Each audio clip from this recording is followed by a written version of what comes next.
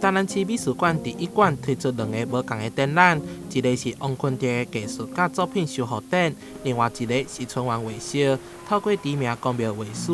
潘春晚、潘丽水、潘英洲甲潘国雄等人的作品，看见公庙彩绘发展甲工艺。特别较重要的，我感觉这个我们春园画室所代表的台南艺术开门的这个精神，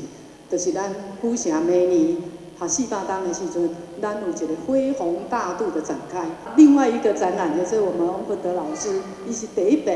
伊的这个画作跟他的作品第一次展出。王坤蝶的展览是南美馆首次结合技术研究甲修复成果的展览策划，让大家对王坤蝶这位神秘的艺术家有更深入的熟悉。同时透过科技公司的技术显示技术和技术修复细节完整呈现。对我们来说，其实每一件艺术作品，或者不管是博物馆里面的画作，或是像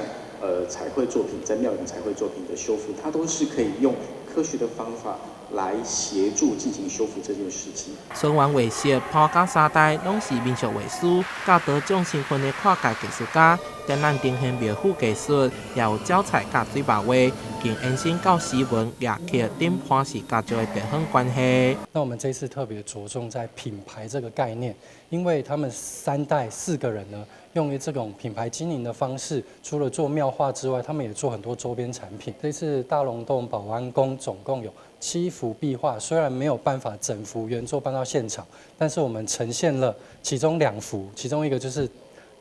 八仙大闹东海，我们用输出的方式呈现，在这个9公尺的墙面呢，可以看到一些草稿、速写，来呼应大龙洞保安宫这个八仙。今仔日